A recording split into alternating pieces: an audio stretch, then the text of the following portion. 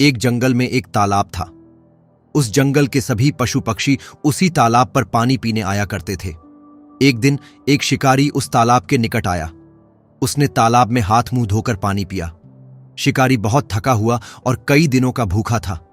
उसने सोचा, जंगल के पशु इस तालाब पर पानी पीने अवश्य आएंगे, यहां मुझे सरलता से शिकार मिल जाएगा।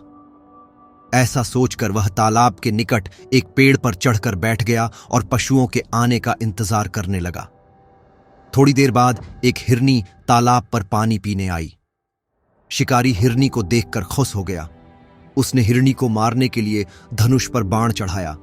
हिरनी ने शिकारी को बाण चढ़ाते हुए देख लिया। वह प्रार्थना पूर्वक बोली, भाई शिकारी, मैं जानती हूं कि अब मैं भागकर तुम्हारे बाण से बच नहीं सकती, किंतु तुम मुझ पर दया करो। मेरे छोटे छोटे 2 बच्चे मेरा रास्ता देखते होंगे। तुम मुझे एक बार उनसे मिल आने दो।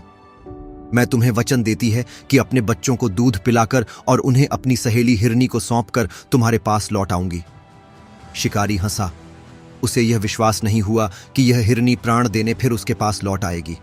उसने सोचा, जब यह इस प्रकार कहती है तो इसे छोड़ ही देना चाहिए।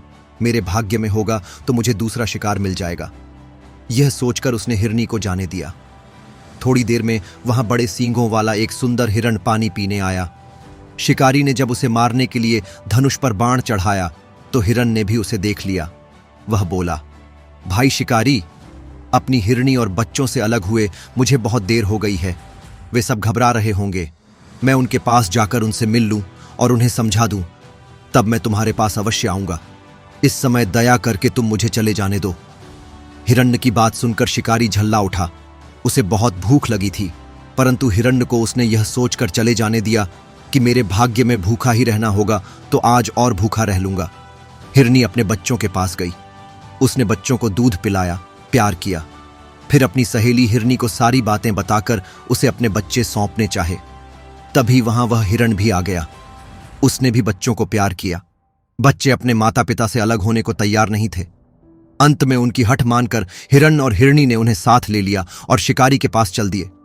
तालाब के पास आकर हिरण ने शिकारी से कहा, भाई शिकारी, अब हम लोग आ गए हैं। तुम अब हमें अपने बाणों से मारकर हमारे मांस से अपनी क्षुधा तृप्त कर लो।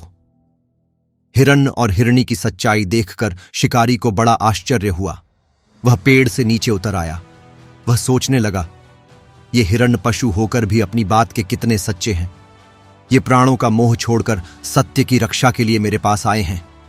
मनुष्य होकर भी मैं कितना नीच और पापी हूं कि पेट भरने के लिए निरपराध पशुओं की हत्या करता हूं। अब मैं किसी पशु को नहीं मारूंगा। शिकारी ने अपना धनुष तोड़कर फेंक दिया। उसी समय स्वर्ग से एक विमान उतरा। उस विमान को लाने वाले देवदूत ने कहा, शिकारी, ये हिरण सत्य की रक्षा करने के कारण निष्पाप हो गए हैं।